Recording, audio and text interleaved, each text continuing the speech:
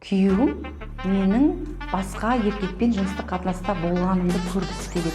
Заттап ашуландым, барып пышақ салғым келеді, ұрғым келеді, тепкім келеді, жұлғым келеді шашынан.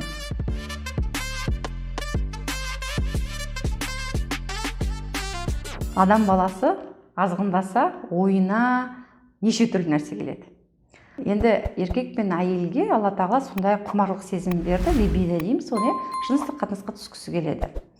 Бірақ шектен тыс азғындау ол харам. Жыныстық қатынаста бір әйел, бір еркек қана болу керек. Және екеуі некелескен болу керек. Енді кейде көп еркек, бір әйел, көп әйел, бір еркек, немесе көп еркек, көп әйел жыныстық қатынасқа түсіп жатады. Оны групповой секс дейді. Алла сақтасын, бұл харам тірлік. Адамдар енді біздің қазақтар хат жазады. Күйеуім менің басқа еркекпен жыныстық қатынаста болғанымды көргісі келеді. Есі дұрыс па, дұрыс емес па менің күйеуімнің деген хаттарды жазып жатады. Енді кез келген адамның жыныстық эротикалық фантазиясы болады. Это нормально. Бірақ бұл нормально болса, сіздің ойыңызға сондай ой келуі мүмкін, бірақ біз жануар емеспіз ғой. Біз кейде өзіміздің ойымызды контрольға алуымыз керек. Мысалы, кейде ашуланған кезде бір адамды барып өлтіріп тастағың келеді. Даттап ашуландың, барып пышақ салғың келеді, ұрғың келеді, тепкің келеді, жұлғың келеді шашынан. Ол нормально. Бірақ сенің ақылың айтады. Жоқ, ол болмайды. Сен тұра тұр, ашуыңды сабырға жеңдір. Оны қалай шешуіне проблема туындады, оны қалай шешеміз деген диалогқа түсеміз. Былай ғой, былай емес қой деген сияқты сол проблеманы шешуге тырысамыз. Дәл сол сияқты ол да инстинкт, яғни бәлкім ер адам жаңағы бізге хат жазып отырған әйелдің случайындағыдай әйелінің басқа еркекпен болып жатқан сырттан қарап отырып ләззат алу, жаңа ойында тұр сондай фантазия. Бірақ ол дұрыс емес қой. Сіз жануар емессіз ғой. Сондықтан оны жүзеге асырудың қажеті жоқ. Ондай жағдайда өзіңізді енді прям сондай қатты мазалап жатса, өзіңізді басқа еркек есебінде елестетсеңіз болады. Немесе ролевой игра. То есть сіз мысалы кәдімгі күнделікті еркек болып жүрсеңіз, ол күні бір сантехник болып келіңіз, болмаса милиционер күйінде мысалы әйеліңізді ұстап, басқа еркексіз. Солай, сол бір заманчивый идеяны жеңуге болады психологиялық тұрғыдан. Өйткені кейде сондай бір навязчивый идея дейді, ойына шықпай қоятын ойлар болады. Соны жасасам екен деген нәрсе миында тұрады. Сондай жағдайда егер қатты қиналып бара жатсаңыз, өзіңіз басқа еркектің образында келіп, ролевой играмен қолдансаңыз болады. Бірақ басқа еркектің астына өзіңіздің әйеліңізді салып берудің қажеті жоқ. Өйткені ондай қыздар, бізге хат жазатын қыздар бар, күйеуім прям басқа еркекпен болғанымды көргісі келеді.